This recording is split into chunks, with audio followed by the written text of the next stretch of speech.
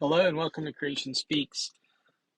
Today I wanted to take a few minutes to discuss a little bit more in detail what I wrote a note in Substack, and if you aren't on Substack, I definitely recommend going and checking it out. So they have a new feature called Notes that is almost kind of similar to Twitter, a good place to kind of share your ideas and thoughts. But there's a lot more. It's you can create a newsletter, and on there I have a Creation Speaks newsletter that you can go and you can subscribe to. There's a couple different features on there that you can do. But I wrote my very first note was about slowing down. And what kind of prompted that note was I was kind of feeling rushed in the morning and for no reason because I had plenty of time. I was actually going to be to work very early, quite a bit earlier than normal. But I found myself feeling rushed, trying to get around the slow traffic, wanting to beat the yellow lights. And I realized, and I just had this thought, slow down. And the thing is, I wasn't even really speeding, but I felt hurried. I felt rushed. My mind was my destination to where I was going. And I've been thinking about this a lot, like even getting ready in the morning or getting ready for whatever. It's like we spend a lot of our time preparing for something in the future. In the morning, you're getting ready, you're making your lunch, you're brushing your teeth, whatever it might be, for something in the future instead of slowing down in your thinking. And I don't necessarily mean you start going slow, but you slow your mind down and recognize the very moment that you have been given today, at the very moment. Because we get hurried to get somewhere else when the very moment that we have right now, we can enjoy it.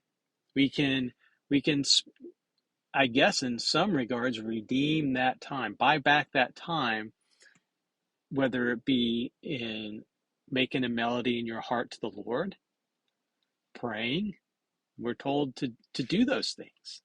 And a lot of times our minds are just on this routine of getting things done, and we've all of a sudden we've missed a bunch of time, that precious time that we have right now, because we're on some autopilot preparing us for something in the future. So I want to encourage you to slow down, to take a moment to give thanks for where you're at right now. And I wanted to kind of read a couple verses from Philippians, which in Philippians chapter 4, verse 4, it says, "Rejoice in the Lord always." Now, notice it's not sometimes or every once in a while when you feel like it, but always. In this very moment that we have right now, we're instructed to rejoice in the Lord. And that all comes with trusting the Lord. If you know the Lord and his love for you, and I think as time goes on, that capacity to understand that grows as we recognize that, yeah, God is going to come through for us, because we our minds may be consumed with getting somewhere in the future, fixing this issue, instead of just stepping back and whatever you're dealing with today. Because in life, there are difficult things that we're going to deal with. There's challenges that we're going to deal with. But in the very given moment, worrying about something in the future is not going to fix that moment in the future. However, you can bring your requests to the Lord. Rejoice in the Lord. You can slow down, recognize what you have, spend time in prayer. And what I find is when you get rushed, you may even not knowingly, maybe a friend or a child, you've missed an opportunity to just enjoy that very moment with that person.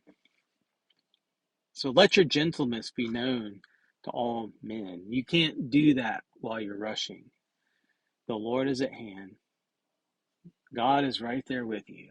He is providing. He's guiding. He is with you right now. And Paul goes on to write, be anxious for nothing, but in everything by prayer and supplication. With thanksgiving, let your requests be made known to God, and the peace of God, which surpasses all understanding, will guard your hearts and minds through Christ Jesus. So today, take a moment, recognize where you're at right now, slow down. Put your trust, put your hope in the Lord. Bring your request to the Lord. Allow His peace to fill your heart. Well, I hope this has encouraged you in some way. May I encourage you to, if you go on to read in Philippians, he talks about meditating on that which is good and of good report. Go read those passages. Those are the things that we can fill our minds. That instead of being on autopilot, just rushing to the next thing, allow our minds, allow our hearts to be filled with the goodness of the Lord and what He's putting in us. I hope that encourages you. May you have a blessed day. And until next time, later.